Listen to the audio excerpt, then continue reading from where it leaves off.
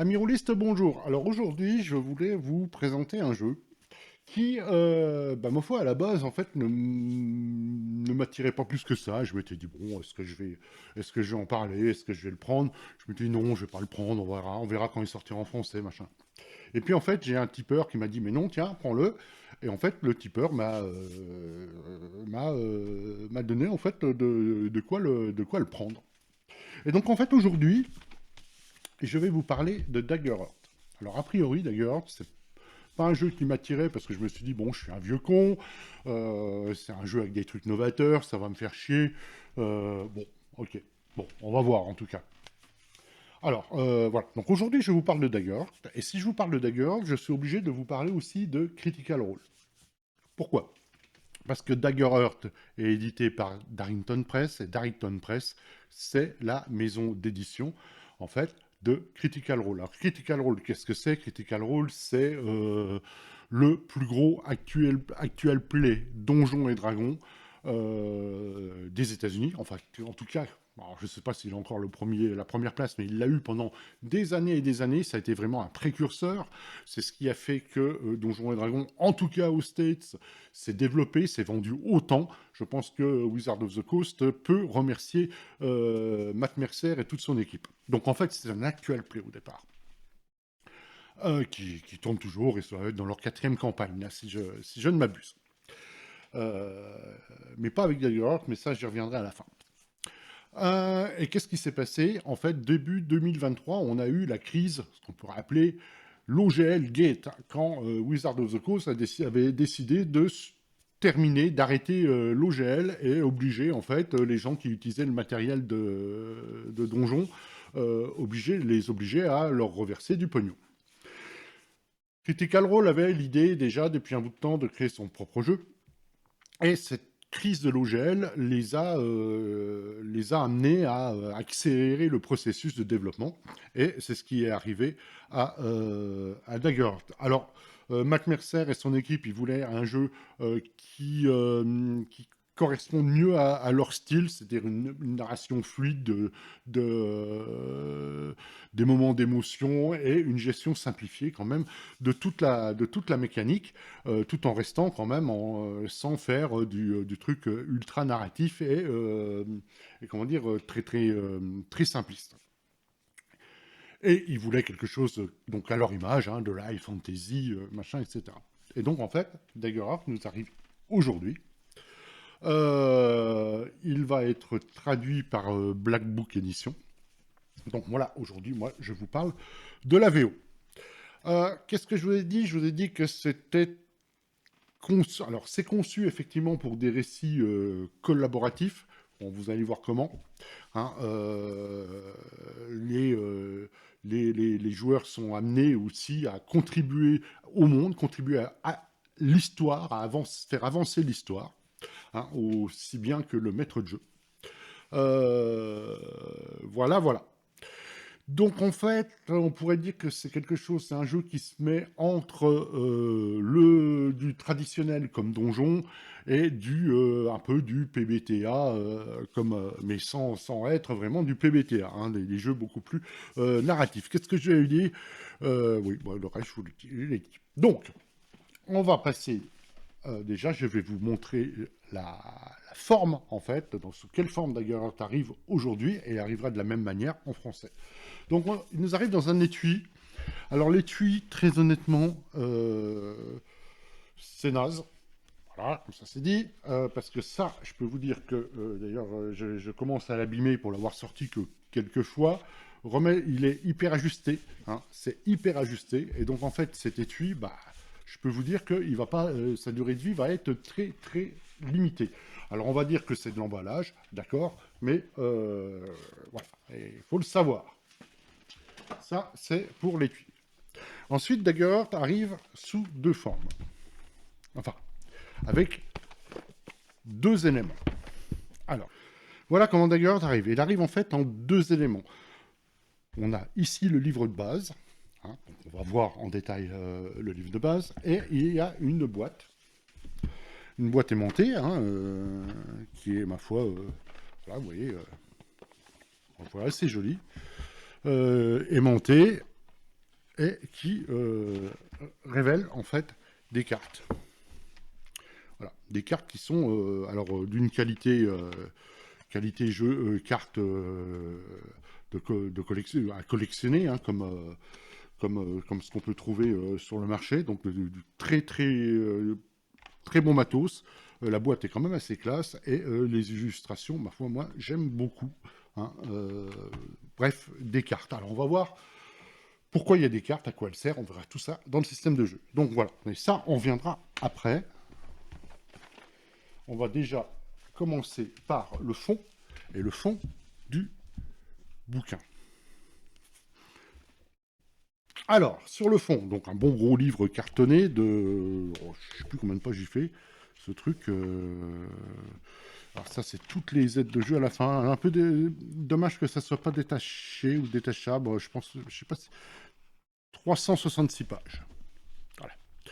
Donc le jeu nous arrive donc sur un gros bouquin de 366 pages. Avec alors, du papier glacé, mais suffisamment épais pour qu'il ne soit pas désagréable, comme dans Tentel Green, par exemple. Donc, bon, ça va encore, c'est du papier glacé, on est dans le standard habituel des jeux de rôle, quoi. Avec, bon, bah, voilà, alors, les illustrations, bah, ma foi, les illustrations, moi, je trouve qu'elles sont assez chouettes, il n'y a rien qui me choque, hein, elles sont vraiment jolies. Hein, vous voyez, on en a quand même pas mal. Alors, tout ça, ce sont les classes qu'on peut jouer. On va y revenir après. De colonnes, c'est très clair.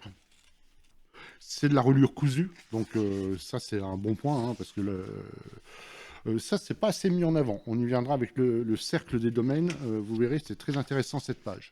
Voilà. Donc, voilà, si vous pouvez voir un peu, effectivement, le style de dessin. Alors, on est dans le style de dessin Heroic Fantasy. On va dire entre guillemets moderne. Hein, voilà. Voyez, on est loin de l'OSR, je dirais. On est dans de l'illustration moderne, avec des fois, parfois, ce genre de crowbar que j'aime beaucoup. Ça, c'est très chouette. Hein. Ça, moi, c'est le style de dessin que j'aime beaucoup, beaucoup. Ah, donc là, vous voyez, c'est toutes les races que vous pouvez jouer. Et voilà. Donc, oui, on n'est pas avare en illustration, en dessin. Hein. Il y en a vraiment, vraiment un paquet. Voilà. Pareil, quand on a des tableaux, bah, voilà, les tableaux sont très clairs. On voit très bien, hein, dans l'ADA, on voit très bien qu'on est dans la high fantasy. Hein. Ça ne fait aucun doute. Voilà. Alors à noter que à la fin on a un bestiaire, mais contrairement à Donjon, en fait, il y a nettement moins de créatures. C'est une petite robe, vous voyez, les créatures qu'il y a dans ce jeu. En fait, il y en a pas tant que ça. Hein. C'est d'ailleurs en fait un des reproches qu'on peut retrouver un peu partout. Il n'y a pas assez de créatures. On peut espérer que ça s'étoffera par la suite. Et les dessins, il n'y a pas un dessin pour chaque créature comme à Donjon. Mais notez que le gros avantage, du coup, on vient avec un seul bouquin qui est... je ne sais même plus comment je l'ai payé en VO. 50 balles, je crois. Je crois qu'il était à 50 balles avec les cartes, ce qui est absolument... je ne sais pas comment ils ont fait. En tout cas, ça, c'était sûrement avant les TVA Trump et compagnie. En VF, il sera plus cher, ça c'est sûr. Voilà. Et donc, enfin, on se retrouve avec quand on a des tableaux comme ça, des inserts, tout ça, c'est très très clair. Voilà, en gros, sur la forme. Je veux noter à la fin la feuille de personnage, mais vous pouvez en télécharger en fait ça c'est la feuille de personnage générale, mais il y en a aussi des spécifiques en fait par classe. Ça je vais vous montrer parce que ça c'est génial. Mais bon, c'est dommage parce que ce genre de truc, vous voyez, c'est ça. Ouais, il faut vraiment le photocopier pour pouvoir en profiter. Hein. Parce que pareil, là, vous avez tout un résumé à la fin. Ça aussi, c'est très très bien. Mais bon, voilà, il est attaché au bouquin, quoi. Hein, donc ça, c'est un peu chiant. Mais par contre, vous avez tout le résumé du système, de la création de personnages. Tout se fait ici. Voilà. Des cartes vierges. parce qu'en fait, il n'y a pas de scénario dedans, il y a des cadres de campagne, mais tout ça, on va y venir. Donc voilà déjà pour le premier point sur la forme en fait du bouquin. Alors maintenant, je vais venir à... alors, je vais vous parler de la création des personnages, des mécaniques, du monde, mais vous verrez qu'il n'y en a pas vraiment. Hein, il y a des cadres de campagne, c'est différent. Voilà. Donc en fait, la création du personnage. Alors déjà, bah, vous allez, voilà, il propose de faire une session 0, machin, etc. Vous allez choisir la classe de votre personnage. Vous avez tout ce qui est résumé ici. C'est-à-dire, alors, ça, ce sont ce qu'ils appellent des sous-classes, mais vous allez voir comment on y vient. On a le barde, le druide, le gardien, le ranger, le rogue, le séraph, hein, c'est un être un peu divin, le sorcier, le guerrier et le magicien. Voilà, donc ça c'est les classes qu'on a, et dans chaque classe on a deux sous-classes, vous avez le choix entre deux, donc en fait vous avez 9, vous pouvez choisir entre 18 classes si j'ose dire. Vous allez choisir votre héritage. Alors l'héritage, c'est les races en fait. Hein. Alors on va retrouver des races qu'on a dans tous les jeux, hein, genre l'humain, l'elfe, le nain, tout ça, tous les classiques qui sont. Mais on va aussi avoir des trucs beaucoup plus qui sortent un peu de l'ordinaire. Vous allez pouvoir jouer un orque, vous allez pouvoir jouer même un gobelin, vous allez pouvoir jouer des créatures enfin un peu tortues, ce qu'on appelle des infernis aussi. Vous allez pouvoir jouer des créatures anthropomorphiques de grenouilles. Enfin bon, on a un tas de trucs comme ça. Je vais vous montrer après comment ça... Donc on a les races, c'est l'ancestrie, enfin donc les ancêtres, et la communauté. Alors la communauté, qu'est-ce que c'est? C'est où vous êtes né. Vous êtes né en fait dans les hautes sphères de la société, ou alors au contraire dans les bas-fonds, ou alors dans des endroits complètement désertiques, etc., etc. Et ça va vous donner en gros l'orientation, grosso modo, de votre personnage, quoi. On va ajouter des traits. Hein. Alors les traits, ce sont les caractéristiques. J'y viendrai en vous montrant la feuille de perso. Après, là déjà, je vous montre comment on crée un personnage d'une manière globale. On va choisir son équipement de départ. On va choisir son background. On va choisir ses expériences. Pourquoi? Parce que dans ce jeu, on n'a pas de compétences. On commence avec 2 expériences. Les expériences, qu'est-ce que c'est? C'est ce que vous voulez, en fait, en accord avec le maître de jeu, hein, bien entendu, mais ça peut être un trait de caractère, ça peut être quelque chose de, comment dire, de physique, ça peut être quelque chose de moral, mais ça va être une phrase, un mot, genre vous êtes affable, par exemple, hein, vous êtes avenant, ou alors vous pouvez dire, moi je suis quelqu'un de renfermé, ou je suis quelqu'un de... Enfin voilà, je manie les armes à la perfection, etc., etc. Vous allez choisir 2 expériences comme ça. Alors il y a des exemples, hein. Voilà, vous avez ce que j'avais dit, affable, vous êtes quelqu'un, vous, intimidant, par exemple, qu'est-ce que vous pouvez avoir d'autre? Vous avez un tas de trucs en fonction des caractéristiques, hein, par fonction des backgrounds. Vous pouvez dire que vous êtes un assassin, vous êtes un orfèvre, vous êtes je sais pas moi, vous êtes un garde du corps, etc., etc. Et ça va être des expériences qui vont vous donner des bonus quand vous allez les utiliser. Et vous allez en choisir 2. En fait, il n'y a pas de liste de compétences, c'est ça, en fait, les compétences, c'est les expériences, ce sont ces petits mots, ces petites phrases qui vont qualifier votre personnage. Donc, honnêtement, c'est pas mal. Pourquoi? Parce que ça vous permet de faire à peu près tout. Hein. Vous n'êtes pas dans un carcan de compétences, et ça, c'est bien. Vous allez choisir vos cartes de domaine, ça va être vos capacités. Hein. Ça peut être des sorts, ça peut être des capacités physiques.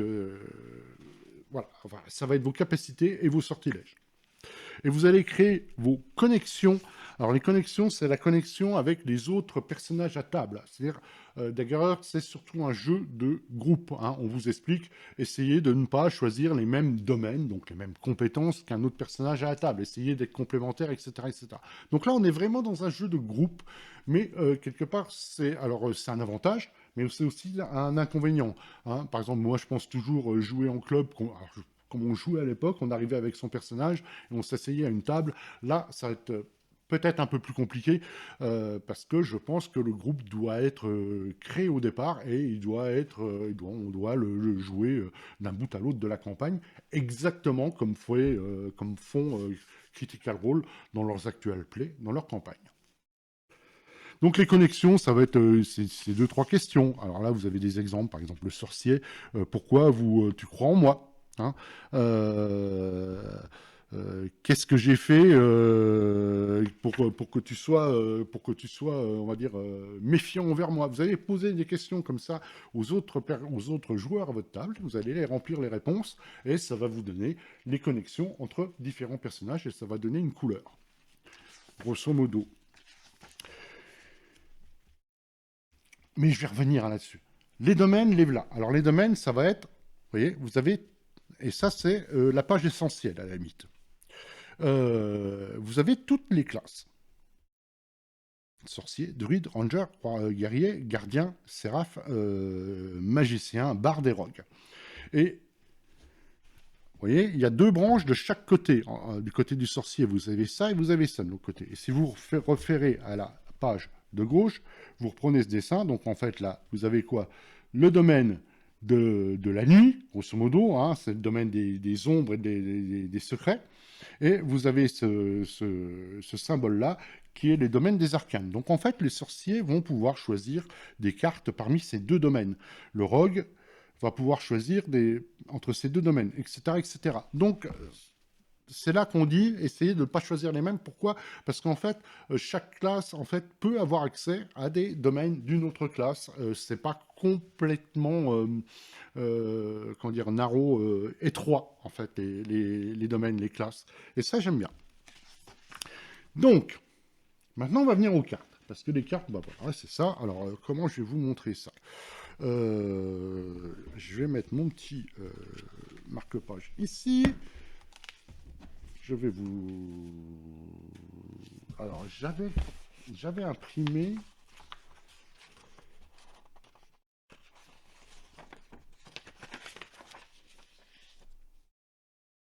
Alors, j'avais imprimé ça, c'est des pré-tirés que vous trouvez sur le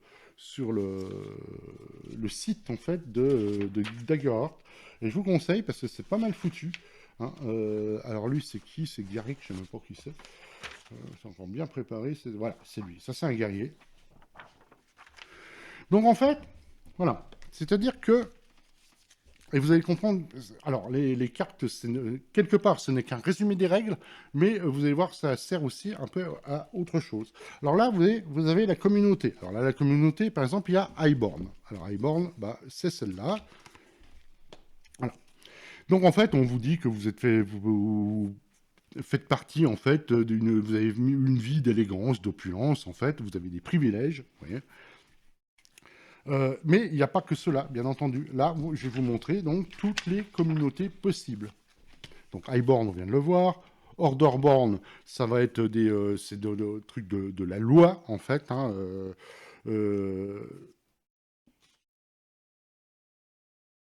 Là, vous avez été élevé en fait dans des marches, c'est-à-dire en fait des endroits un peu désertiques, des montagnes.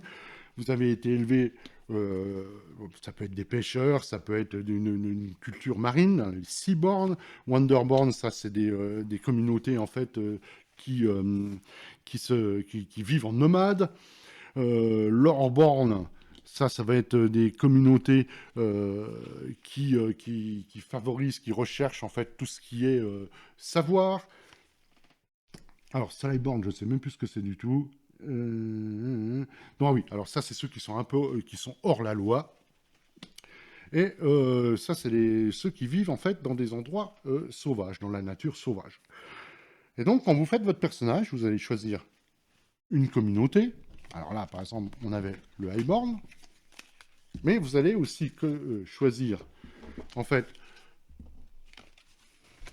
une ancestrie. Donc, ça va être votre race, hein.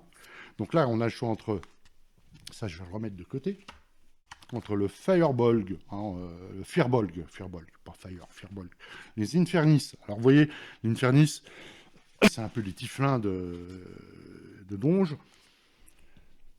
Et les orques, ah, je vais essayer de faire un peu de place, histoire de pouvoir tous vous les mettre. Alors, à chaque fois, vous voyez, ils ont un avantage. Hein, ils ont deux avantages, en fait, qui classifient, en fait, leur race. Les hobbits, les ribettes, c'est les fameuses créatures grenouilles. Les humains, les nains. Les fungrills, c'est des créatures un peu champignons. Parce qu'il y en a beaucoup. Ça, ce sont des créatures un peu tortues. Les galapas, les Qataris, vous voyez, vous avez les géants. Le clank, alors le clank, c'est une créature mécanique. Les draconas, créature un peu, voilà, mi-dragon, mi-humain. Le faune, les créatures fées. Je ne vais pas pouvoir tous vous les montrer, vous les mettre sur la caméra si ça continue. Les elfes, bien entendu. Alors là, on va mettre là, les elfes et les simiesques. Voilà, donc vous allez choisir, comme je vous ai dit, un ancestri. Donc, ça va être votre race. Donc, chaque carte vous donne votre race et les capacités de cette race. Vous allez me dire, bah oui, mais ça sert à rien, autant aller voir dans le bouquin. Ouais, d'accord. Sauf que là, il n'y a pas besoin d'aller voir dans le bouquin, justement. C'est ça le gros avantage. Donc là, par exemple, on a ce personnage qui est Highborn, donc qui est né dans les hautes sphères de la société, qui est un humain. En gros, les humains, ils vont être un peu, voilà, vous voyez, ils sont adaptables, donc ils vont pouvoir, ils vont être adaptables aux situations. Ça va être la règle, je ne vais pas vous rentrer dans le détail. Et vous allez choisir, en fait, une sous-classe. Comme je vous ai dit, il y a des classes et des sous-classes. En fait, chacun a une sous-classe. Par exemple, le guerrier, bah, le guerrier, voilà, lui, il a choisi Call of the Brave. C'est pas celui-là, d'ailleurs, c'est celui-là. Alors, à chaque fois, on a des codes qui sont en haut. Donc, Call of the Brave, qu'est-ce qu'il fait? Vous avez courage. Quand vous ratez un jet avec peur, on y viendra, vous gagnez un espoir. Rituel de bataille. Une fois par repos long, avant que vous essayiez quelque chose vous tentiez quelque chose d'incroyablement dangereux ou vous retrouvez avec un ennemi qui est clairement plus fort que vous décrivez ce rituel que vous faites. Hein. Alors ça, c'est par exemple Maximus dans l'arène ou avant chaque bataille où il prend de la terre et qu'il la frotte dans ses mains. C'est exactement ça. Et quand vous faites ça, eh ben, en fait, vous cochez 2 stress et vous gagnez par contre 2 espoirs. On verra après à quoi tout ça sert. Et l'autre sous-classe du guerrier, alors, si vous avez, alors vous en choisissez qu'une, hein, du coup, vous avez l'appel des slayers, des massacreurs. Vous gagnez un pool de dés égal à votre slayer dice. Alors, qu'est-ce que c'est? Sur un jet avec espoir, vous placez un D6 sur cette carte et au lieu de gagner de l'espoir, vous additionnez ce dé à votre pool. Et vous pouvez stocker un nombre de dés égal à votre proficiency. Mais ça marche avec l'expérience. Vous verrez ça plus tard. Et à chaque fois, donc, alors ça c'est une ancêtre que j'ai oublié, il y a le gobelin aussi. Celui-là, je l'avais mélangé, il n'était plus avec. Et à chaque fois, bah voilà, vous avez des sous-classes pour chaque classe de personnage. Donc en fait, ça va être ça, votre classe de personnage. Par exemple, là, école de guerre ou école de la connaissance, c'est les deux sous-classes du wizard. La vengeance pour le gardien, Stalwart, comment on peut traduire ça? Je n'ai pas envie de le traduire tout de suite, je ne sais pas le traduire immédiatement. Pour le gardien, vous avez le syndicat du crime, ou celui qui marche la nuit pour le rogue. Pour le ranger, vous avez celui qui trouve les chemins, ou vous avez celui qui a des animaux liés à eux, etc., etc. Pour toutes les classes, vous avez ça. Donc, voilà. Et ensuite, on va y venir. Vous allez choisir des cartes de domaine. Hein. Donc les cartes de domaine, comme je vous ai montré tout à l'heure, on va se référer à ceci. Alors, quand on crée un personnage, on a 2 cartes. Vous avez le choix entre 2 cartes de domaine. Hein. Donc les cartes de domaine, bah, vous les trouvez toutes. Là, je prends qu'un seul paquet. Il y en a beaucoup hein, des cartes. Hein. Alors, on va prendre celle-là, par exemple. Celle-là, vous voyez, elle fait partie du domaine de ici, là. Donc ça, c'est le domaine de la nuit et est accessible aux sorciers et aux rogues. Admettons que vous preniez celle-là. Alors, qu'est-ce qu'on a là-dessus? On a son niveau. Ça, on reviendra après. Ça, c'est une compétence. Et la description de la compétence. Enfin, son niveau, c'est-à-dire, ça, c'est votre niveau. Vous ne pouvez pas prendre des cartes du niveau supérieur où vous êtes. Donc, au départ, vous pouvez accéder à des cartes niveau 1. Et vous voyez, vous avez des cartes pour... donc, des compétences pour tous les niveaux. Et je peux vous dire que les derniers, ça pète. Hein. Celui-là, bah, vous provoquez une éclipse, par exemple. Hein. Il y en a un, c'est vous tuer des créatures à distance, un peu au hasard, quoi. Enfin, ce genre de choses. Enfin, bon, voilà. Donc, en fait, les cartes, j'en prends une autre. Je vais prendre celle-là, par exemple.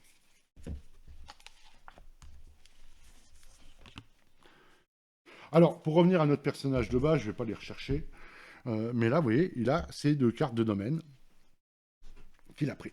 Alors au départ, vous n'avez pas de problème, sauf que c'est ce qu'on appelle le loadout, donc le chargement, si on veut dire. Un personnage peut avoir active maximum 5 cartes. Et comme il va en gagner en montant de niveau, donc très vite, il y en aura certainement 1, 2, voire plus de trop. Donc en fait, vous allez, après chaque repos long, choisir une carte de domaine que vous connaissez, que vous avez. Hein. Vous n'allez pas en choisir des nouveaux. Hein. C'est des cartes que vous avez. Quand vous montez de niveau, vous en choisissez, mais vous n'allez pas les changer dans les longues restes. Vous allez les mettre de côté, ce que vous ne mettez pas, n'utilisez pas pour la journée, mais elles ne vont pas changer. Elles ne vont pas changer du tout au tout. Vous n'allez pas pouvoir en prendre des nouvelles, c'est ça que je veux dire. Et après un long reste, vous allez choisir quelle carte vous allez utiliser pour la journée. Mais admettons que la situation fait que votre habilité qui est pas assez bon, c'est-à-dire que quand vous lancez les dés, vous pouvez relancer des 1 ou des 2. Là, tout d'un coup, en fait, vous en voulez une autre. Alors, je raconte n'importe quoi, parce que le personnage est niveau 1, celle-là, il ne pourrait pas l'avoir. Mais là, vous avez un petit chiffre. Ça va être le nombre de points d'espoir que ça va vous coûter pour échanger les cartes. Et rendre celle-là active et désactiver l'autre. Voilà. Alors vous avez ce petit jeu effectivement, c'est du metagame, hein, on est bien d'accord. Mais quelque part, j'aime bien. Ça change un peu. Et puis très honnêtement, les cartes sont vraiment magnifiques. Ça, je peux vous assurer que vous attirez des nouveaux joueurs avec ça. Ça, vous attirez des nouveaux joueurs. Ça parle immédiatement. Et surtout, en fait, le gros truc, et j'y reviendrai dans la conclusion, c'est que toutes les règles, vous les avez du coup directement, en fait, quand vous jouez. Elles sont sous vos yeux. Vous n'êtes pas obligé d'aller dans le bouquin. Alors, les cartes sont optionnelles, hein, parce que vous pouvez revenir dans le... Enfin, optionnelles dans leur utilisation, parce qu'elles sont décrites dans le bouquin. Mais très honnêtement, c'est tellement pratique que ce serait vraiment dommage de s'en passer. Donc voilà, vous avez donc votre personnage... est qualifié avec ces cartes-là, donc des cartes de race, de communauté, de classe, et ces cartes de domaine associées à la classe que vous avez choisie. Et là, du coup, vous avez toutes ces capacités spéciales, vous avez toutes ces capacités, les capacités de votre personnage, elles sont toutes là. Je vous ai parlé du loadout, tout ça, etc., etc. Alors, je vais vous montrer maintenant, avant de passer au système, ça va s'éclaircir du coup. Je vais vous montrer ceci. Donc parce que ça c'est pareil. Et ça c'est génial pour expliquer les règles à quelqu'un. Vous avez votre feuille de personnage. Alors celle-ci. Et vous pouvez imprimer cette feuille là qui est ici pour la glisser en dessous et pour la montrer à quelqu'un qui ne connaît pas le jeu. Et là, vous avez toute la description, vous voyez, ce qui correspond, c'est à côté. Donc là, on dit, voilà, vous écrivez votre nom, vos surnoms, votre héritage, votre sous-classe, et vous mettez votre niveau. Ici, il vous dit, vous avez vos 6, alors c'est caractéristiques en fait, traits de caractéristiques qui sont là. Donc vous voyez les caractéristiques, on a agilité. Voilà. Donc les caractéristiques, bon, on est un peu dans du classique. On a agilité, force, finesse, instinct, présence, connaissance. En sachant que là, on n'a pas des valeurs de caractéristiques, on n'a que des bonus ou des malus. hein, parce qu'en fait, on va utiliser ces chiffres-là directement. Ça ne va pas être déduit de la valeur d'une compétence. Et donc, c'est pareil, c'est dans le but de faire quelque chose de rapidement compréhensible et de rendre le jeu fluide. Là, c'est pareil. Vous avez donc, voilà, on va dire, bah voilà, dans ces sections, vous mettez les armes, vous mettez les dégâts physiques, les proficiencies, c'est-à-dire combien de dés de dégâts vous lancez. Hein, vous voyez, parce qu'une arme, par exemple, ça, une épée longue, c'est un D8 plus 3. Parce que vous avez donc une connaissance de vos armes de 1, le proficiency, on va dire. Par contre, quand vous allez monter de niveau, bah, il va passer à 2, 3, 4. Et en fait, à 2, par exemple, proficiency à 2, au lieu de lancer un D8, vous allez lancer 2 dés, etc., etc. L'armure que vous avez, en fait, et l'armure, en fait, 6-13, je vais vous expliquer après comment marchent les... Alors, j'ai prévu de vous montrer ça dans le système. On verra ça après. Ça va vous augmenter directement, entre guillemets, les points de vie. Mais vous verrez, il n'y a pas vraiment de... Enfin, pas les points de vie, les seuils de dégâts. Mais je vous expliquerai ça tout à l'heure. Votre inventaire, on vous explique l'inventaire, et on vous explique, voilà, où mettre vos armes, où elles sont, etc. Et de l'autre côté, vous avez aussi, si vous mettez la feuille de l'autre côté, là j'en ai imprimé 2, eh ben, vous pouvez mettre de l'autre côté, puis de l'autre côté, ben, on va vous expliquer ce qu'il y a sur la page de gauche. Hein, donc on ne va pas le refaire, mais enfin bon, là vous avez la classe de personnage. L'évasion, c'est le nombre qu'il va falloir faire pour vous toucher. L'armure peut prendre des dégâts, hein, donc il va falloir la réparer dans des repos longs. Si vous la réparez, vous ne dormez pas, etc. Mais dans ce cas-là, bah, vous ne gagnez pas de points de vie. Donc le mécanisme est vraiment bien pensé. Là, vous avez l'espoir. Vous pouvez stocker 6 points d'espoir maximum. Les fameuses expériences que je vous ai parlé tout à l'heure, par exemple, lui, il est affable et difficile hit them hard, frapper l'effort. Voilà, simplement un nom comme ça, donc il va pouvoir l'utiliser dans ses jets. Et finalement, pour frapper l'effort, vous pouvez estimer ça dans du combat, je ne sais pas, ça va, il faut mettre au jeu d'interpréter. Et là, vous avez, bah voilà, comment... alors, l'or est un peu, comment dire... Euh,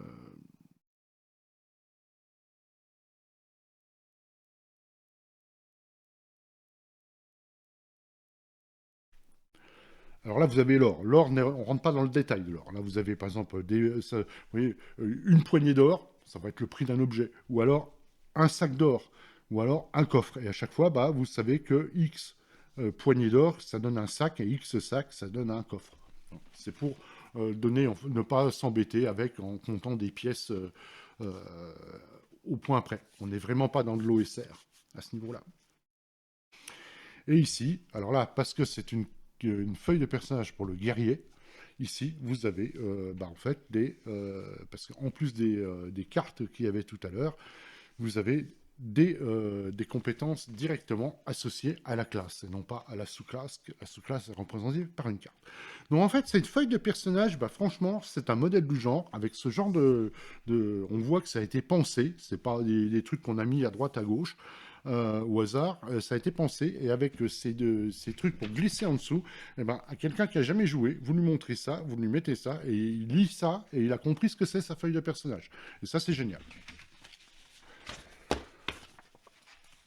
Voilà pour les personnages. Après, je voudrais vous parler, mais je vous en parlerai après. Je voudrais vous parler du montée de niveau. Vous allez voir, parce que pourquoi je veux vous parler du montée de niveau? Parce qu'on n'est pas dans du classique comme d'habitude.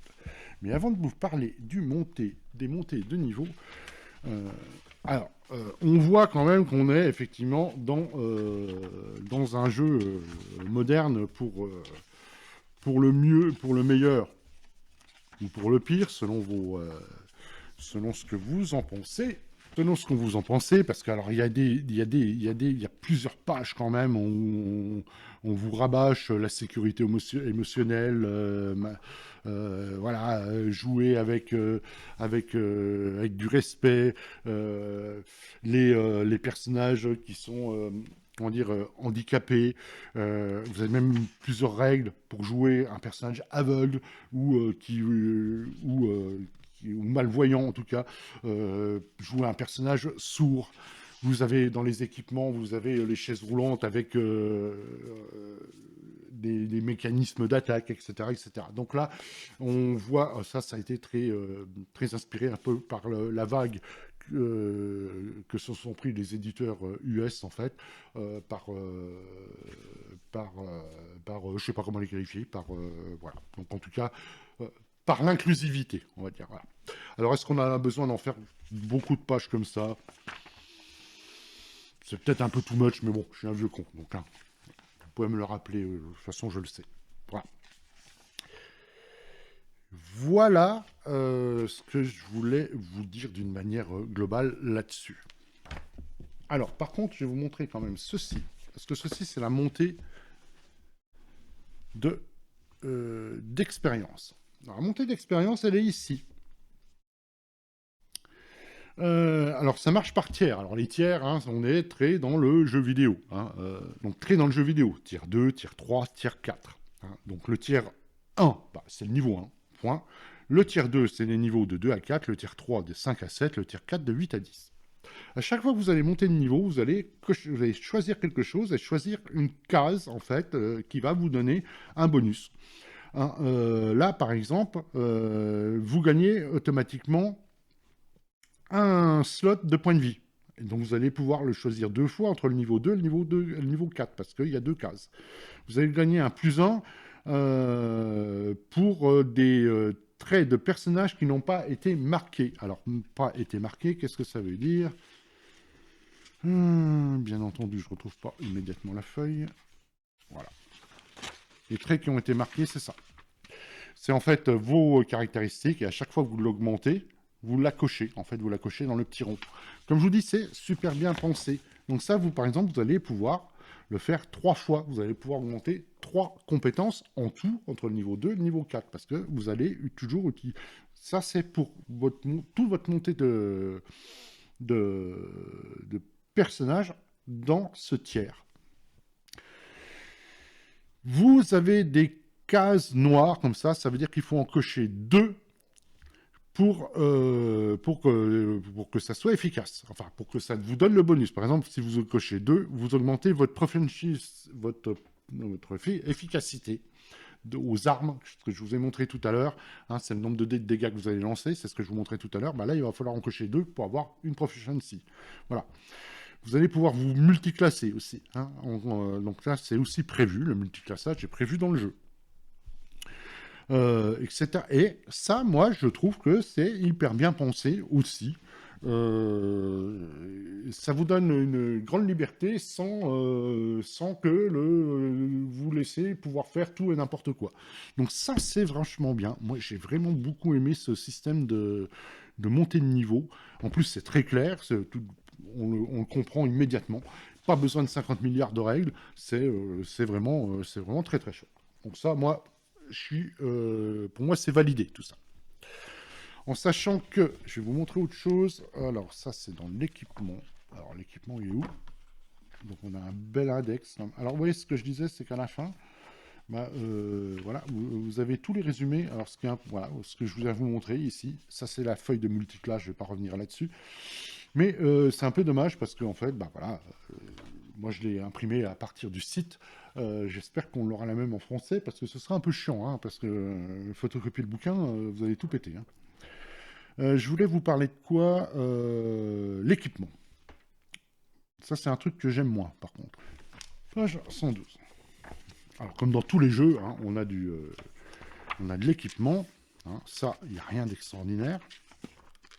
Sauf qu'elles sont classées par tiers. Donc, ce que je vous montrais tout à l'heure. Donc, je vais comprendre que au niveau 1, quand vous créez votre personnage, vous pouvez choisir des armes, par exemple, dans le tiers 1. Hein, l'épée longue, la hache de bataille, etc. Alors, classique, quel trait vous allez utiliser, sa portée, les dégâts que vous allez faire, si vous l'utilisez à une main ou deux mains, bon, voilà. Et puis un petit bonus éventuellement. Alors, par exemple, la rapière, c'est une arme rapide, bon, voilà. Ça, ok. Par contre, elles sont classées par tiers. Vous voyez, tiers 1. Tiers 2, bah tiers 2, en fait, quand vous allez monter de niveau, vous allez pouvoir choisir des armes, des équipements là-dedans. Ouais, je sais pas. Bon, Vous pouvez donner accès à tout comme vous voulez. C'est des armes non magiques, hein. C'est pas des armes qu'on va pouvoir trouver. C'est-à-dire, je vois pas ce qui, pourquoi. Alors, on va dire parce que vous n'avez pas l'expérience de les utiliser. Ouais, pourquoi pas. Mais je trouve ça un peu artificiel. Bon. Mais c'est vraiment un détail parce que vous pouvez l'utiliser ou pas l'utiliser. Hein. Hein, parce que là, vous voyez, au tier 4, on a les armes physiques. Alors, une broadsword légendaire. Ok, mais la broadsword légendaire, à la limite, c'est que ça va être quelque chose que vous allez trouver dans une quête, dans une aventure. C'est pas quelque chose que vous allez acheter au marchand du coin. Et si vous avez plusieurs guerriers qui peuvent utiliser la broadsword légendaire, tout d'un coup, si on a 4 ou 5 à table, elle est un peu moins légendaire, la broadsword, comme je dirais. Et donc, pareil pour les objets magiques. Bon, ça, c'est un petit détail qui me chagrine un petit peu. Alors, pareil, là, vous avez les tables de loot. Les tables de loot, alors ça, pour en générer à la volée, c'est pas trop mal, parce qu'en fonction de votre... si c'est du commun, de l'uncommon, du rare ou du légendaire, vous allez lancer un certain nombre de D12, et plus vous allez faire haut, plus vous allez taper effectivement dans le légendaire, hein, par exemple des reliques carrément. Mais là, dans ce cas-là, il va falloir que ça va être un loot légendaire, et là, vous allez pouvoir lancer 4 D12. Et puis, il va falloir faire, là, vous faites 48, un pendentif, voilà, tant que vous l'avez, toutes vos armes à portée de mêlée qui font des dégâts physiques. Qu'est-ce que ça fait, Gossamer Machine, can attack target with very close range? Je vois pas trop. Enfin bon, bref, peu importe. Voilà. Donc ça, l'étape de loot, ça, c'est bien pensé aussi. Vous voyez, ça, c'est un mécanisme, quelque part, c'est très con. Alors, vous n'allez pas être obligé de consulter plusieurs tables. Vous allez en consulter qu'une, mais en fonction de la rareté du loot, vous allez lancer plus ou moins de dés. Et comme elles sont classées par rareté, en fait, bah, ça va être mécaniquement réglé par un seul jet de dés, et sans avoir plusieurs tables. Et ça, c'est bien. Voilà, voilà. Maintenant, on va passer au système. La mécanique de jeu. Alors, la mécanique de jeu est asymétrique, c'est-à-dire que ce n'est pas la même pour les joueurs que le maître de jeu. On va vous expliquer ça, n'ayez pas peur. Ce jeu remet à l'honneur les D12. D12, le dé un peu mal aimé de votre set. Hein. On le sort rarement. Et vous allez en lancer 2 à chaque fois que vous faites une action.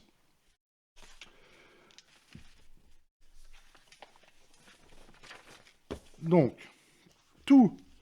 le principe est relativement simple. Vous lancez 2 D12. Donc, vous ajoutez la caractéristique associée à votre... le bonus, enfin oui, la caractéristique associée à votre action. Et vous pouvez dépenser un point d'espoir pour utiliser une expérience qui vous donne une valeur aussi à ajouter. Donc admettons que non, admettons rien du tout. Admettons que je fais simplement un jet d'attaque. Alors un jet d'attaque, c'est sur l'agilité en général. Donc là, le personnage là a plus 2. Donc je vais avoir un dé d'espoir et un dé de peur. On va dire que le dé de blanc, c'est le dé d'espoir, et le dé de peur, c'est le dé noir. Et je vais devoir battre une difficulté, ou alors une évasion. Hein. L'évasion, c'est ce que je vous ai montré là, c'est ici. Une évasion quand je veux taper sur un adversaire. Donc je lance 2 dés. Alors là, par exemple, j'ai fait 4 et 3, 7. Alors on va dire que je m'attaque moi-même. Et de 9, j'ai 11 d'évasion, c'est raté. Et ensuite, je vais regarder... Alors déjà, j'ai raté mon action. Je vais regarder quel est le dé, si c'est le dé d'espoir ou si c'est le dé de peur qui a fait le plus gros chiffre. Donc là, j'ai raté, mais avec un jet d'espoir. Donc voilà. Qu'est-ce que ça veut dire? Ça veut dire que, bon, bah, j'ai raté, mais je gagne un point d'espoir. Hein, on peut en stocker 6. Les points d'espoir, qu'est-ce que c'est? Ça va pouvoir vous déclencher de l'expérience, déclencher des compétences que vous possédez ou de pouvoir lancer des sorts. C'est pas tout comme ça, mais il y en a certains où vous êtes obligé de dépenser en fait des points d'espoir. Donc vous allez pouvoir en stocker comme ça un certain nombre. Donc en fait le principe, c'est vous lancez 2 dés, 12, vous ajoutez votre agilité éventuellement votre expérience, vous devez battre une difficulté. Si vous faites un double sur vos dés, admettons que je fasse 5 et que je fasse 5, voilà. Là, je fais un critique. C'est automatiquement un critique. Je gagne un point d'espoir et j'enlève un point de stress. On va y venir après. Si je fais un succès, admettons que j'ai fait 11 et 5. Ça, c'est un... Par exemple, je fais 16. Admettons que j'ai battu la difficulté, donc j'ai fait un succès avec espoir. Donc un succès avec espoir, ça veut dire que ça s'est très très bien passé, mon action s'est très très bien passée. Vous allez même, le joueur va pouvoir décrire en fait pourquoi cette action s'est très très bien passée. Si je fais un succès, admettons, alors j'inverse mon dé, admettons le 11, il était ici, le 5, il était là. La somme des dés est toujours la même, hein, toujours 16.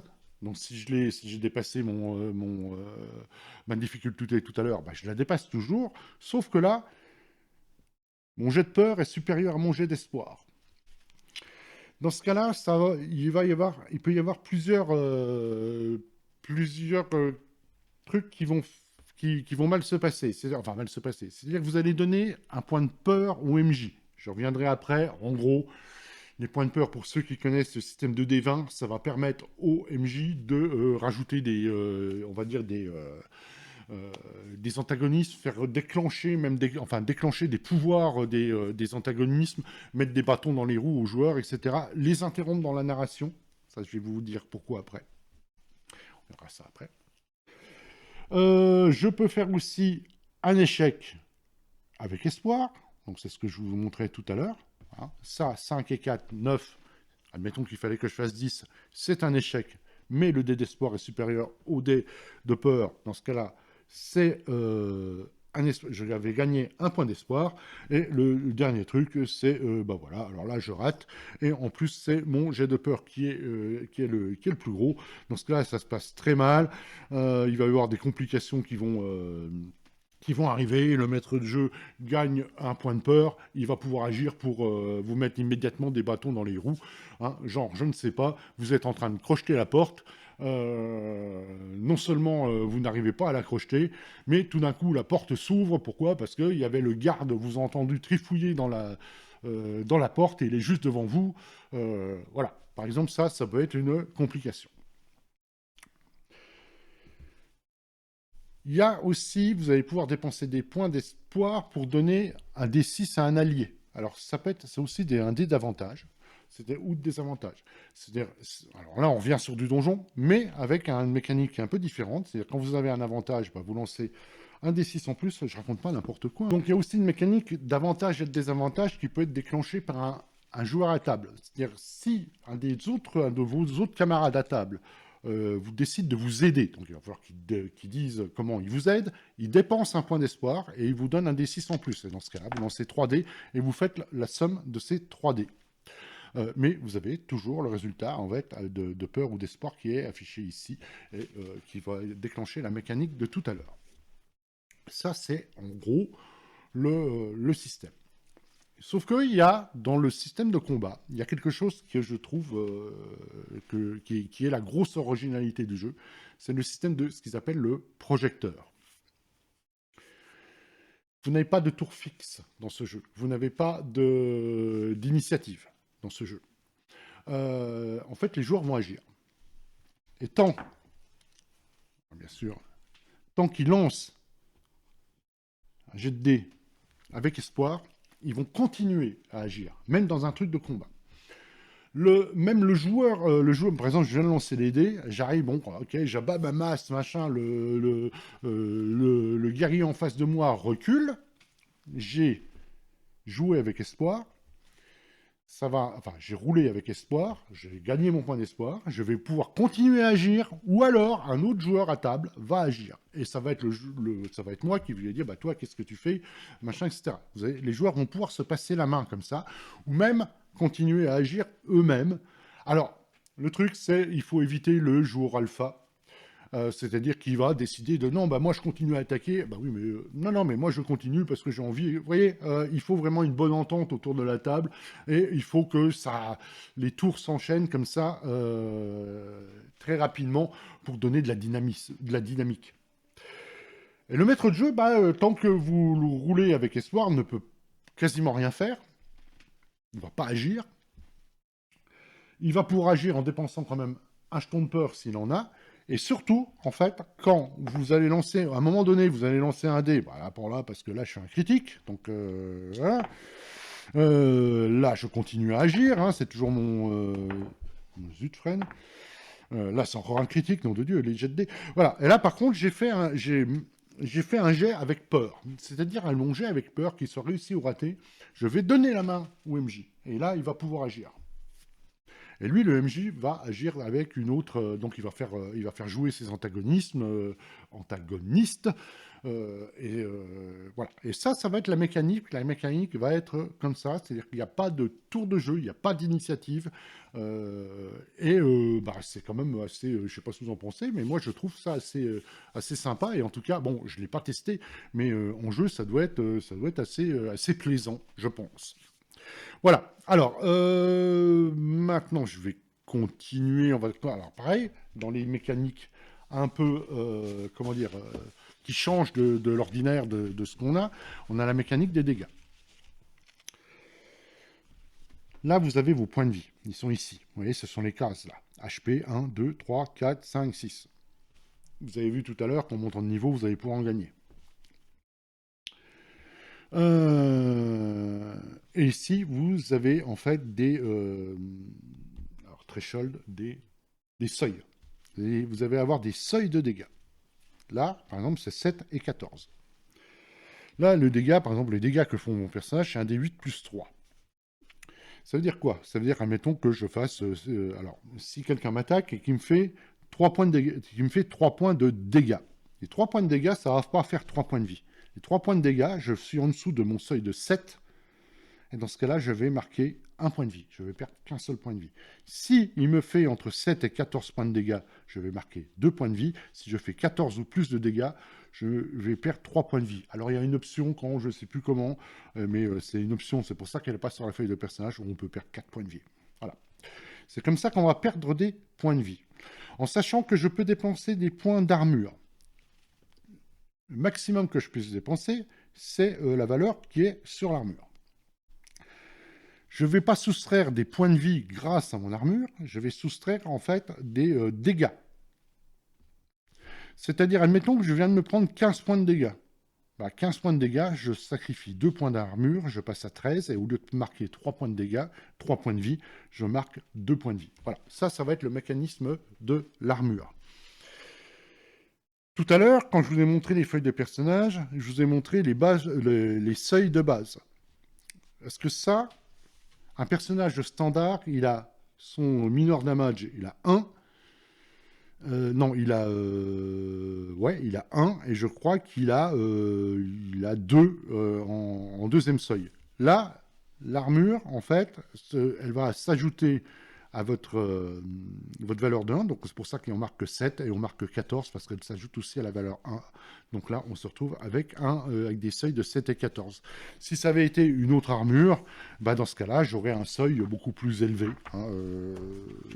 Si je retrouve les équipements, voilà, par exemple, je les ai là.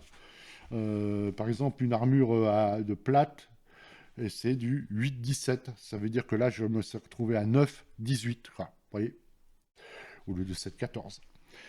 Voilà comment vous va vous protéger une armure. Voilà ce que je voulais vous dire. Qu'est-ce qu'on a? On a des points de stress. Alors, les points de stress, qu'est-ce que c'est? C'est de la fatigue. Alors, ça peut être dû à des attaques. Ça peut être dû à des utilisations de compétences. Toujours dans ces cartes-là, on vous demande des fois d'enlever des points de stress. Donc, en fait, ça va être comme c'est en fait des points de fatigue, et quand vous en avez plus à dépenser, si vous devez encore dépenser un point de stress, vous dépensez des points de vie. Là, par contre, c'est très simple. Quand vous arrivez à 0, vous êtes mort. Et quand vous êtes mort, vous choisissez votre destin. Ça, j'ai bien aimé aussi une mécanique là. C'est-à-dire que votre destin, ça va être, je fais une une dernière action qui va se terminer forcément par une action critique, par un critique. Je vais en discuter avec le MJ, bien sûr, il faut qu'il soit d'accord. Et ça va être mon coup d'éclat avant de mourir. Vous pouvez décider aussi de ne pas mourir. Alors, vous allez me dire, c'est un jeu où on ne peut pas mourir. C'est pas si simple que ça. C'est-à-dire que vous pouvez décider de ne pas mourir, donc vous allez revenir en vie, finalement, vous n'étiez pas mort, etc., etc. Sauf que plus vous montez de niveau, plus vous faites ça, et ce qu'on appelle le Death Move.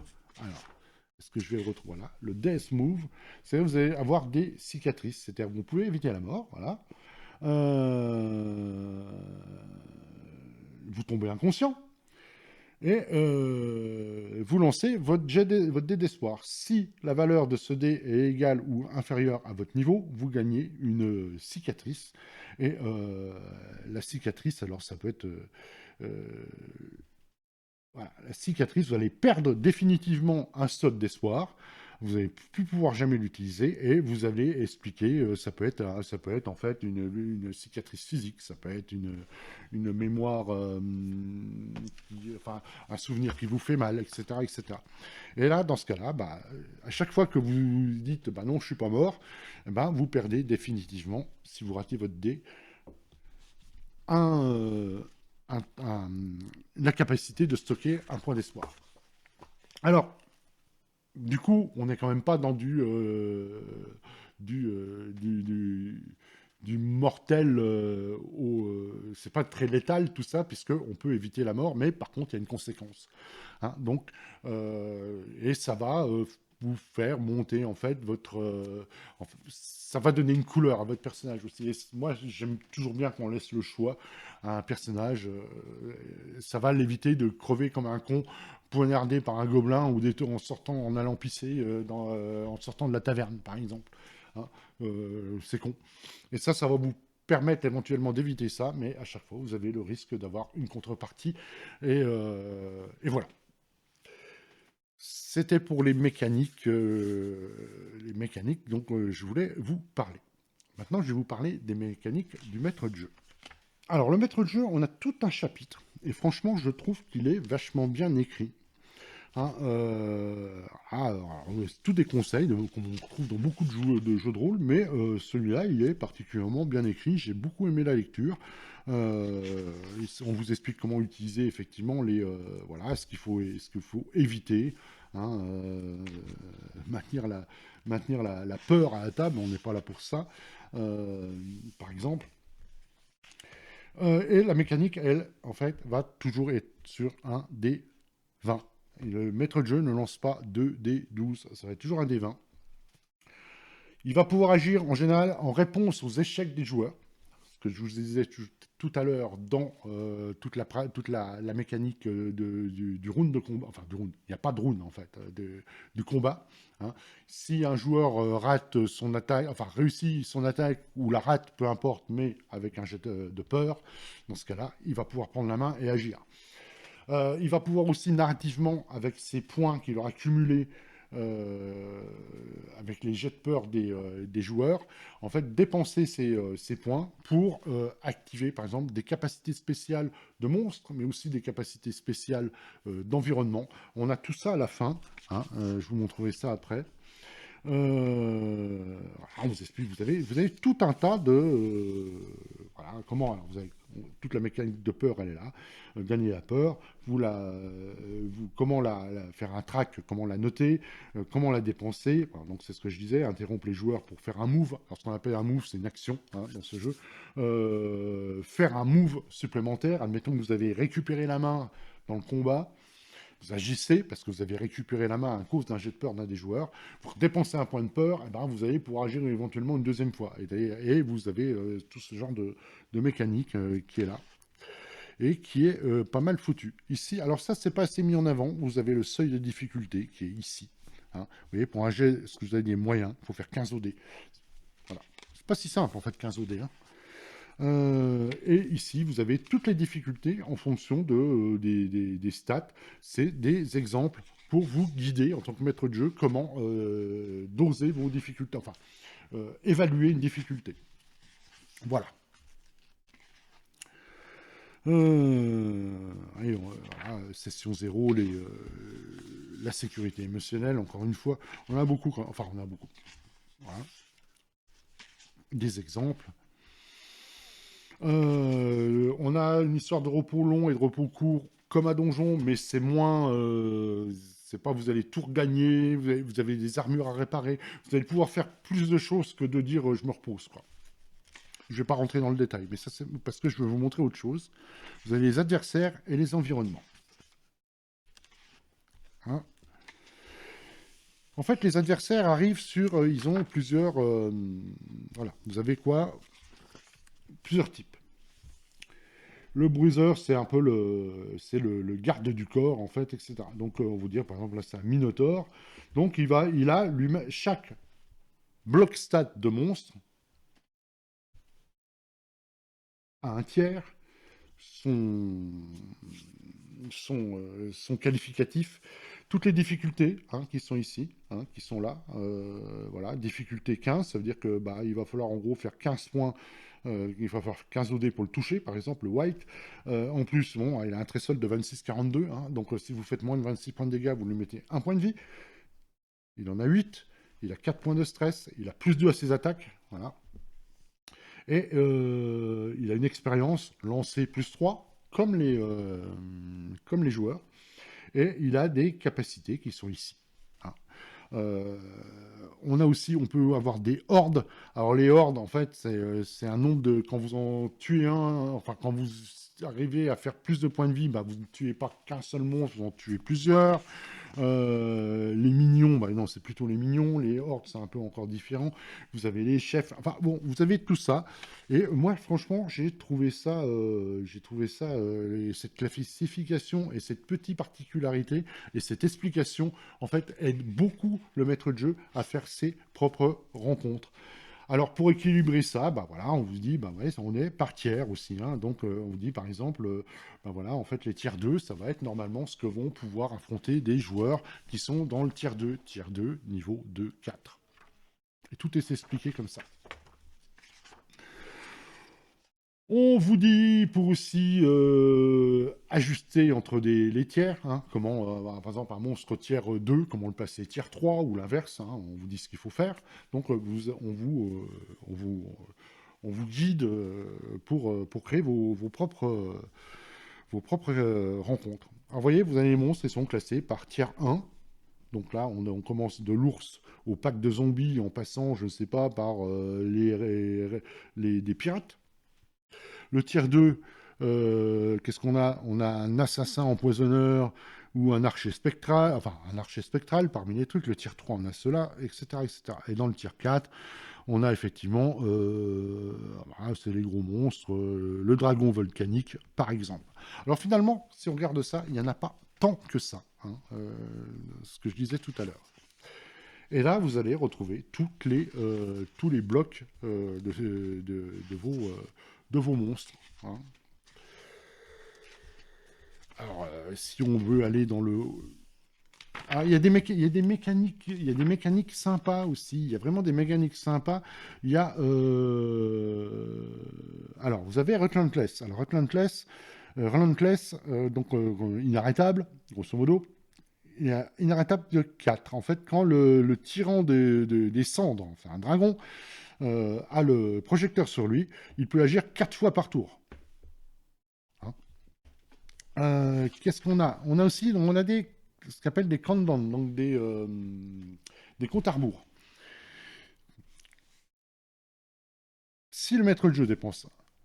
Alors, mais il y en a des autres qui marquent autrement. Mais par exemple, celui-là, le maître de jeu va dépenser un point de peur pour l'activer. Et dans ce cas-là, vous allez mettre un compte à rebours sur la feuille. Et si, en gros, les joueurs n'ont pas vaincu le monstre avant la fin du compte à rebours, il va activer une capacité qui, en général, va faire relativement mal. Par exemple, c'est quoi voilà, et donc, en fait, il s'écrase sur le sol, il provoque un tremblement de terre, par exemple, en s'écrasant sur le sol, en tapant des pattes sur le sol. Ça va donner des dégâts majeurs à l'environnement, faire s'écrouler des murs, etc. Et les cibles... se prennent 2d10 plus 10 de dégâts physiques, vous voyez, etc., etc. Et on en a comme ça, on a plusieurs petites mécaniques comme ça que j'aime bien. Et donc, ce que je vous disais tout à l'heure, par exemple, démon mineur, excusez-moi, le démon mineur, bah voilà, il a des actions que le maître de jeu peut déclencher en dépensant des points de peur. Voici un des exemples de dépenses des points de peur aussi pour le maître de jeu.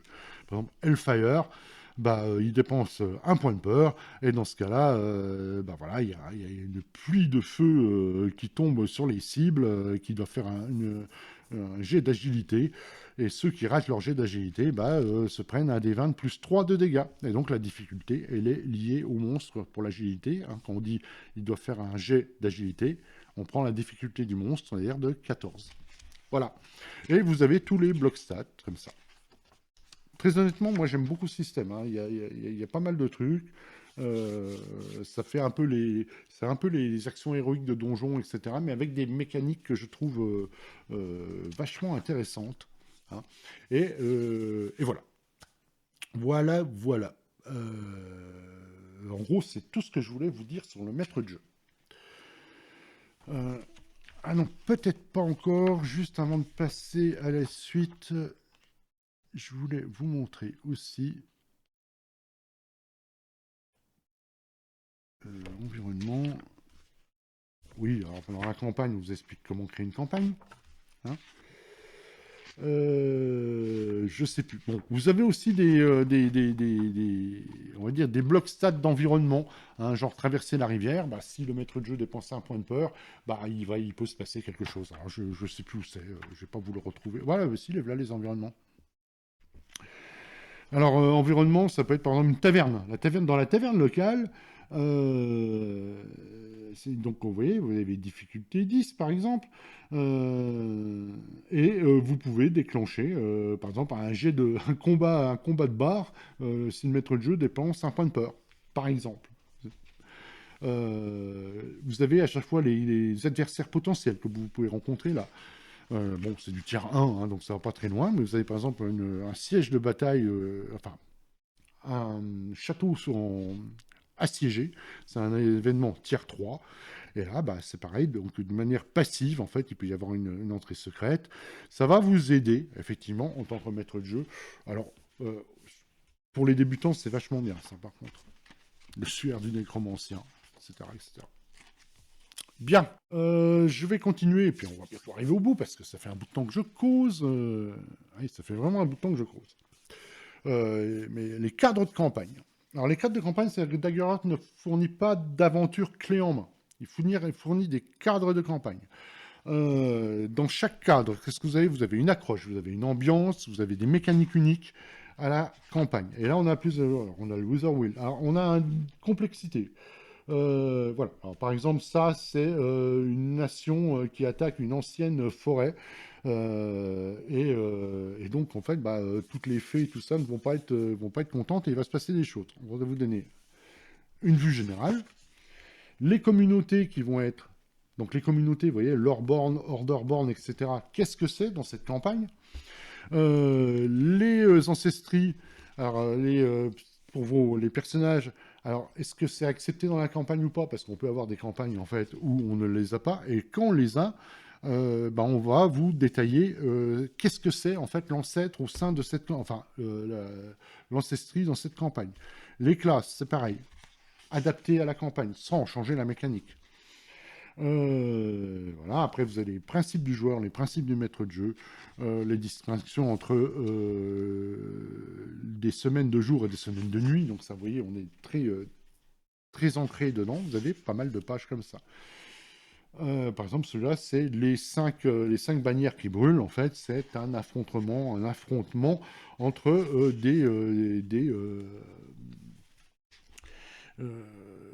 des royaumes rivaux. Donc, mais du coup, on n'a pas vraiment de scénario. Hein. Oui. Alors, on a aussi un système de compte à rebours d'objectifs. Hein.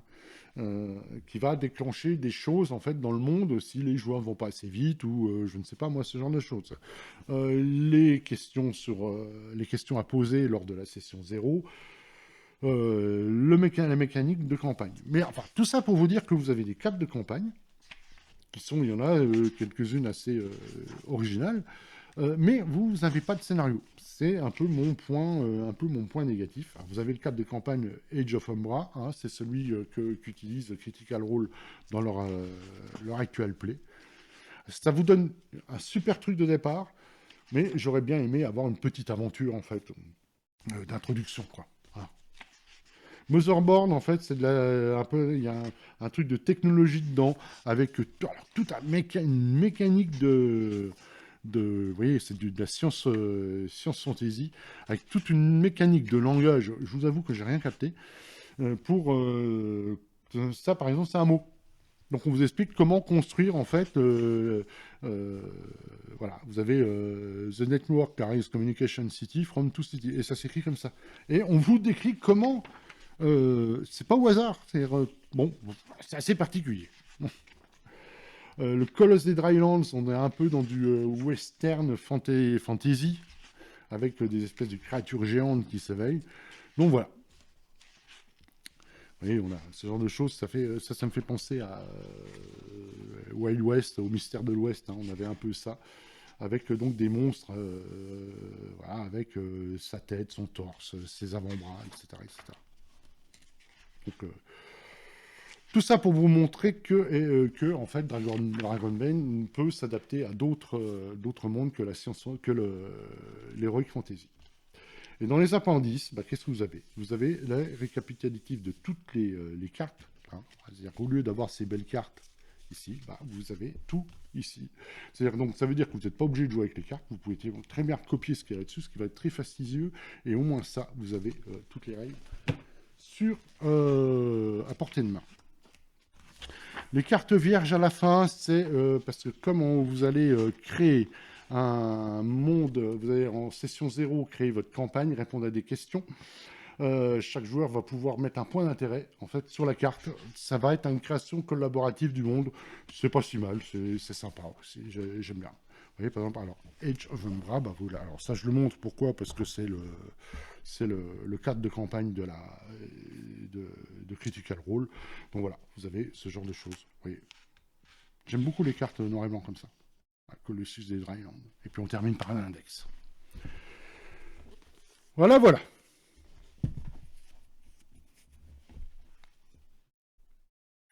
Bon. Du coup, comme je vous disais, dans les campagnes, on a une co-construction du monde. Par contre, on n'a pas de scénar. Ça demande quand même beaucoup d'improvisation si vous voulez l'utiliser tel quel, parce que même si la mécanique d'espoir et de peur facilite en fait la narration partagée, c'est pas si simple que ça en fait, hein. Pas si simple que ça, et ça va pas convenir à tous les joueurs. Là, j'ai un peu une sensation d'à moitié plein, à moitié vide. C'est un bon point de départ, mais j'aurais aimé au moins un petit scénar qui lance la campagne, quoi. Voilà, voilà. Alors maintenant, je vais passer à ma critique sur Daggerheart. Alors, Daggerheart. Daggerheart, pour moi, alors les points forts, ça va être une fluidité narrative. Hein, avec cette mécanique d'espoir et de peur, une fluidité narrative, pas d'initiative dans des tours de combat. Ça, c'est vraiment le coup de leur système de projecteur. C'est vraiment quelque chose de neuf, de nouveau, que j'ai jamais vu ailleurs. Et franchement, ça peut être vachement sympa autour de la table. C'est très fluide. Il n'y a pas de tiens, c'est à toi de jouer. Il n'y a pas un joueur qui va s'endormir à table en attendant son tour parce que alors il y a lui. Non, parce qu'il va pouvoir agir en fait quand il veut. Hein, oui, quelque part, quand il veut. Donc ça va être assez dynamique. Les cartes de domaine. Les cartes de... Alors, bien sûr, les cartes de domaine, au moins, gros avantage, vous avez toute la mécanique, vous avez tous les points de règle, vous les avez sous les yeux. Vous n'avez pas besoin d'aller fouiller dans le bouquin. Et ça, c'est vachement bien. Je ne vous ai pas parlé d'un truc, c'est-à-dire qu'une fois par jour, vous pouvez faire ce qu'on appelle le tag team, c'est-à-dire avec un autre joueur, chacun lance les dés et prend les meilleurs résultats sur les dés de hope, sur le dé d'espoir et le dé de peur. pour faire une action héroïque. Bon, ça, c'est un truc aussi très narratif. Hein, je vois tout de suite, en fait, dans des dessins animés, ce genre de choses qu'on peut avoir. Euh, les mécaniques, c'est pareil, les mécaniques de montée de niveau qui est relativement flexible sans être vous faites n'importe quoi, j'ai beaucoup aimé. Le jeu est axé sur l'accessibilité. Et je trouve que c'est un point qui est absolument réussi. Euh, voilà, en tout cas, ça c'est pour les points forts. Les points faibles, parce qu'il y en a aussi, on peut avoir la spirale de l'échec. Tout à l'heure, je vous montrais des jets de dés où j'ai fait successivement des réussites. Donc ça va me donner des points d'espoir que je vais accumuler, les joueurs vont accumuler des points d'espoir, vont pouvoir compter. Ça, c'est très bien. Sauf que si j'avais fait le contraire et que j'avais fait que des échecs, ou des jets avec peur, je vais dire que je ne gagne jamais de points d'espoir. Le maître de jeu gagne des points de peur. Et dans ce cas-là, bah, il y a même des sorts que vous n'allez pas pouvoir lancer. C'est un peu dommage parce que c'est un jeu qui se veut narratif, mais quelque part, il y a une mécanique qui va, dans certains sens, vous forcer à lancer les dés pour gagner des points d'espoir. D'ailleurs, on vous donne des conseils, on vous dit n'hésitez pas à dépenser des points d'espoir parce que vous avez toujours une chance sur deux d'en gagner sur un jet de dés. Mais du coup, il y a certains sorts qui demandent de dépenser des points d'espoir. Si vous ne pouvez pas, vous n'avez pas de points d'espoir, vous ne pouvez pas en lancer. Et on se retrouve un peu dans le problème en moins, en moins fort et qui s'évite quand même en jeu, à mon avis, mais dans le même problème que Forbidden Land, votre magicien va être, je caricature, obligé de faire des tests de son longueur pour pouvoir lancer un sort. Alors, c'est pas tout à fait vrai, parce que tous les sorts ne dépensent pas, n'ont pas la nécessité de dépenser des points d'espoir. Mais quand même. Donc, la spirale de l'échec peut être très pénalisante au début d'une campagne, au début d'une session. La gestion du temps de parole. Hein. Comme on n'a pas d'initiative fixe, il faut que les joueurs se régulent sur le temps de parole. Ça peut être pour des joueurs un peu, on va dire, alors sans aller jusqu'à l'introversion, mais avec des joueurs qui ont moins la parole facile, avoir des joueurs qui vont être plus en retrait. Il va falloir que le maître de jeu surveille ça et dirige un peu face le chef d'orchestre si le problème se pose. Il peut très bien ne pas se poser, mais on ne sait jamais, ça peut arriver. Alors, les capacités de soins, ça j'ai pas vu, mais enfin j'ai vu, ça c'est des critiques que j'avais vues, mais bon, il faudrait voir ça en jeu, ce que ça donne. Euh, il y a des dégâts, il y a des monstres qui font vraiment de très très gros dégâts. Après, à voir ce que ça donne en jeu. Ça peut être. Ensuite, du côté maître de jeu, le maître de jeu, ça peut être un peu lourd, enfin un peu lourd, ça peut être un peu chargé. Hein, il faut qu'il gère les points de peur. Il faut qu'il gère les points sur le stress sur les monstres, les points de dégâts sur les monstres, les seuils de blessure, etc. Hein, les seuils de blessure des monstres. Donc, ça peut être, si on a une rencontre avec pas mal de créatures différentes, la charge mentale peut être importante pour le maître de jeu. Ça, voilà. Et surtout, c'est pareil. Le maître de jeu, il va pas falloir. On est là dans un jeu. On n'est pas là dans un jeu, en fait, où le maître de jeu est un arbitre, en fait. On est là dans un jeu où le maître de jeu est là pour raconter une histoire, ou pour les joueurs, et que les joueurs ne sont pas là pour subir une histoire, mais pour la raconter aussi. Donc du coup, il faut absolument que la table soit en phase et que le maître de jeu soit en phase avec cette vision du jeu. Voilà. Pour qui est ce jeu? Alors pour moi, pour qui est ce jeu?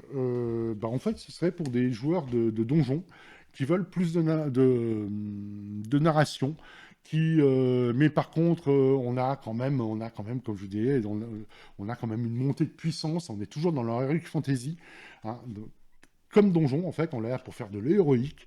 Donc, avec donc, des joueurs de donjon qui en ont un peu marre de la mécanique, qui veulent un peu plus de narration, mais qui veulent pas trop s'en éloigner. Vous voyez ce que je veux dire? Et franchement, je trouve que le jeu, là,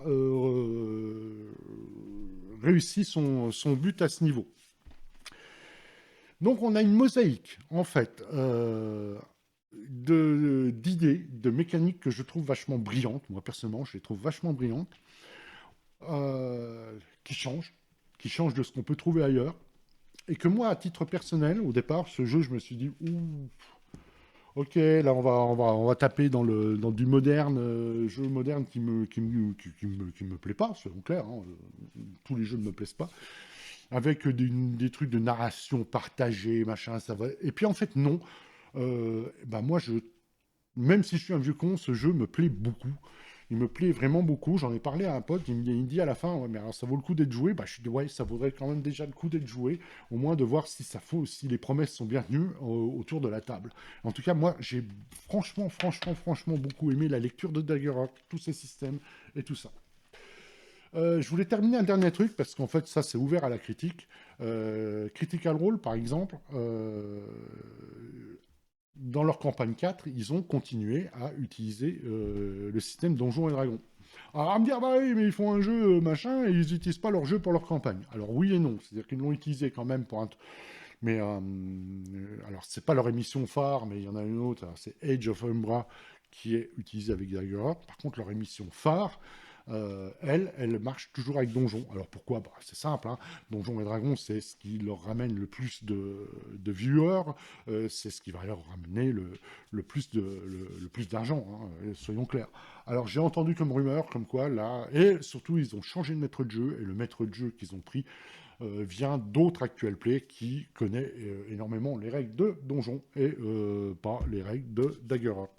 J'ai entendu comme rumeur, comme quoi leur prochaine campagne serait basée sur le système de Daggerheart. En tout cas, moi, j'espère que Daggerheart continuera à évoluer, parce qu'on peut dire que dans les reproches, qu'est-ce qu'on a aussi? On a peut-être le bestiaire qui est un peu faible. On a le manque de scénario. On a des cartes de campagne, c'est bien, mais franchement, le manque de scénario, ça me gêne un peu. Mais tout le reste, moi, j'ai beaucoup aimé. Vraiment beaucoup aimé. J'avais pas lu un jeu d'Heroic Fantasy, High Fantasy, qui me parle autant que Daggerheart m'a parlé à la lecture. Puis c'est pareil, hein, ces cartes. Putain, quand même, quand on voit la qualité du matos, c'est assez extraordinaire. Ah, je continue à discuter en remballant. Je mélange un peu tout. Enfin, je le regretterai quand je. Ah oui, alors il y a des. Alors, il n'y a pas. Si vous avez. Je crois qu'il n'y a pas assez de cartes pour tous des joueurs qui utilisent les mêmes domaines. Vous pouvez en télécharger sur le site de d'Arrington Press. Je crois ils ont lancé aussi un crowdfunding pour sortir des cartes spécifiques de domaine, d'après ce que j'ai compris.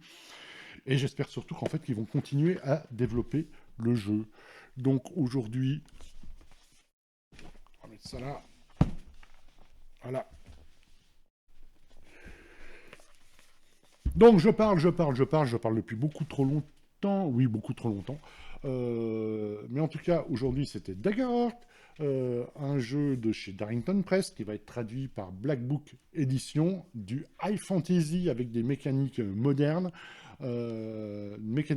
mais sans oublier en fait d'où le jeu vient. Euh, et voilà, donc pour moi un très bon jeu que j'espère vraiment qu'il va être développé par la suite. Donc aujourd'hui c'était Daggerheart, un, un jeu de high fantasy. Voilà, merci beaucoup de m'avoir suivi jusque-là, j'ai été très long, je sais. Bah, comme d'habitude, un petit like, un petit commentaire, un petit abonnement à la chaîne, ça me fera plaisir, ça aide à son développement, enfin vous connaissez le truc, blablabla. Bonne partie, ciao, à bientôt.